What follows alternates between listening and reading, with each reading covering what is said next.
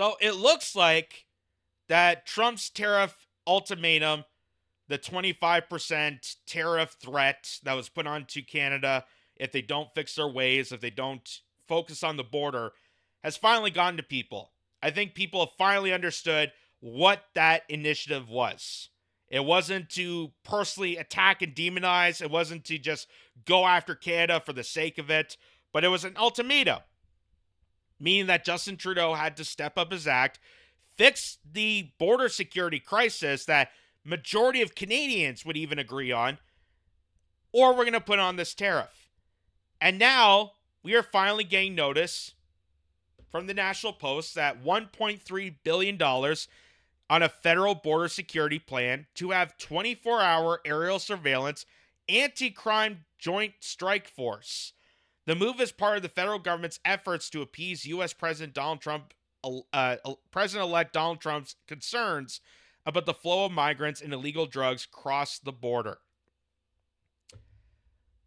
I love how the media always points it to, oh, it's just to please Donald Trump.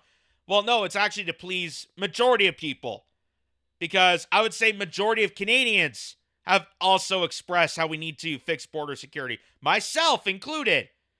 And I'm very pro-immigrant. I have no qualms for people that come to this country legally. But the fact that we have a human exploitation crisis going on, the fact that the UN is calling this out, the fact that places like BC right now, they're experiencing huge amounts of human trafficking and drug smuggling up towards the border. And none of that's getting addressed. None of it. That's why Donald Trump had to take action and wake up your Prime Minister, Justin Trudeau. Wake up the Prime Minister and say, snap out of it. Get into action. Fix your border security, because if we don't have border security, you don't have a nation.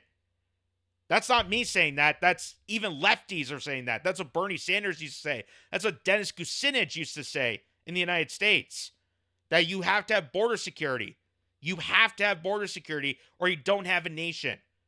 Which is why they want open borders. Who wants open borders? The billionaire class. Because they don't recognize sovereignty. They don't recognize nations. So it goes on to say the RCMP plans to create a new aerial intelligence task force to provide the round-the-clock surveillance of Canada's borders using helicopters, drones, and surveillance towers. The move is part of the federal government's $1.3 billion upgrade to border security and monitoring to appease U.S. President-elect Donald Trump's concerns about the flow of migrants and illegal drugs.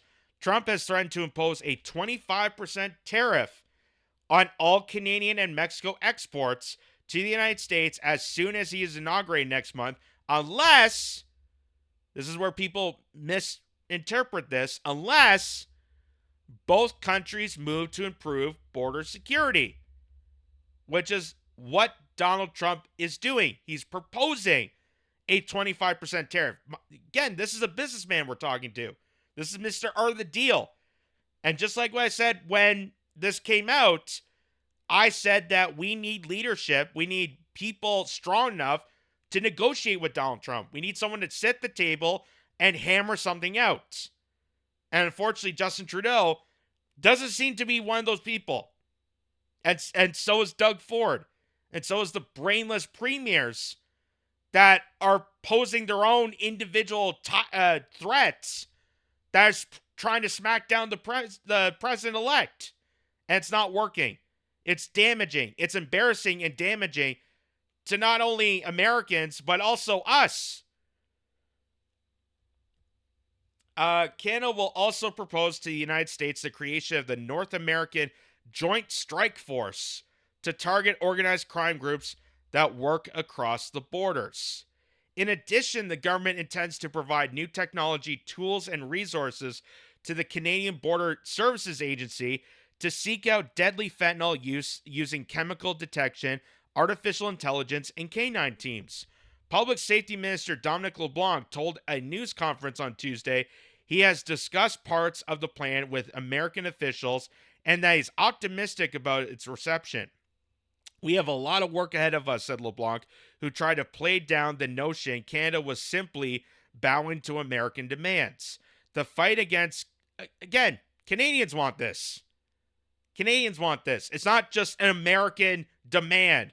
We're not bowing down to the kingpin Donald Trump. It's Canadians have been desperate for this. The fight against fentanyl is very much a fight that Canadians want to have because of its impacts in Canada, he said. Deepening, strengthening, being more visible in the posture at the border is something that we're happy to do with our American partners. The announcement followed a promise in the fall economic statement on Monday to earmark the money over 6 fiscal years for the RCMP, the Border Agency, Public Safety Canada, and the cyber spies at the Communications Security Establishment.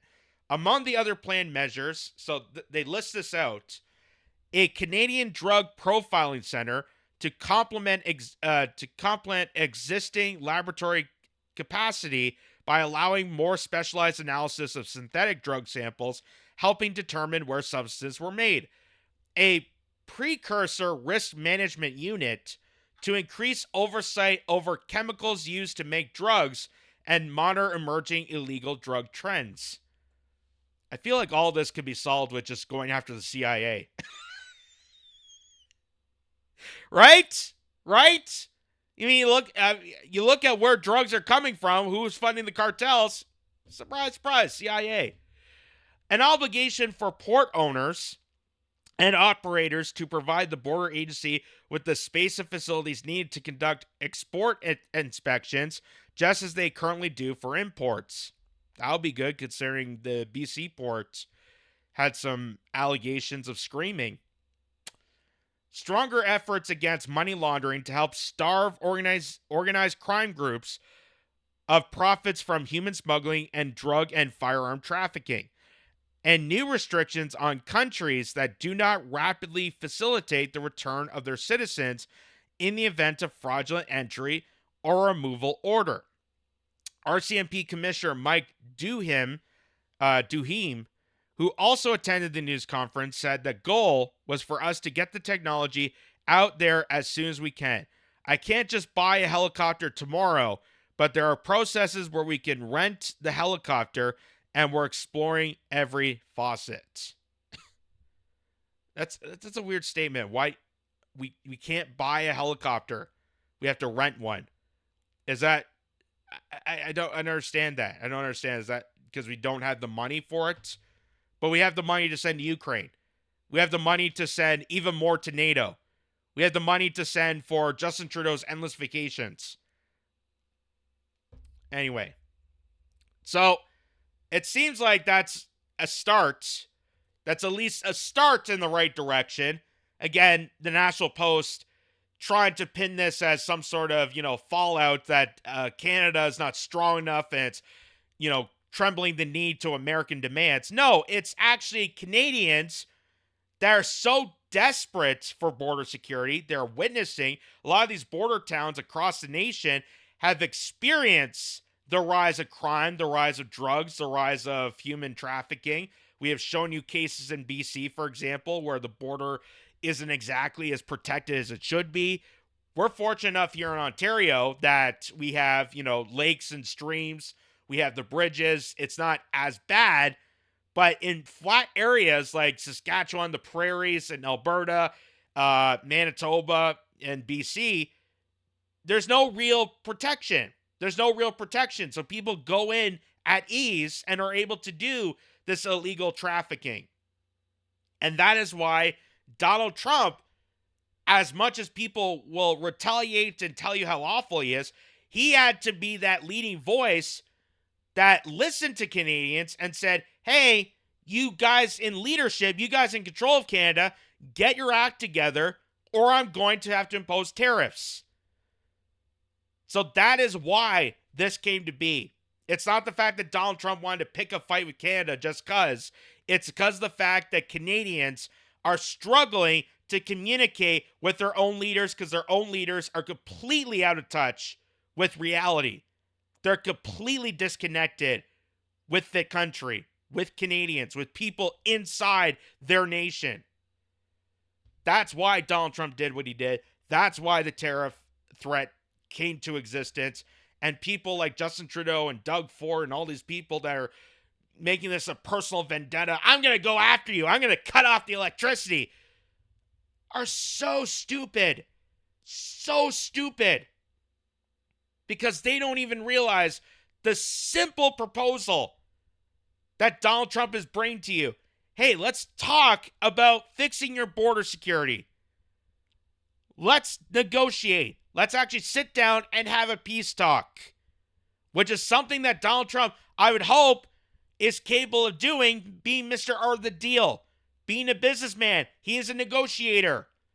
Just like how he wants to negotiate with countries to try to dissolve more wars. Try to not have as many rampages of war as someone like Joe Biden or Kamala Harris. We hope that's going to be the case when he comes into presidency, but we have to wait and see. Because his cabinet right now is filled with pro-war, Zionist people within the state. And it seems like it's going to be another example of just how nothing's going to change unless we change it. Unless grassroots movements, unless people of all sorts gather together and do an actual retaliate strike against people within the federal state and people within the regular state governments. Just like how the Freedom Convoy was for Canada. Just like how worker strikes in the United States are.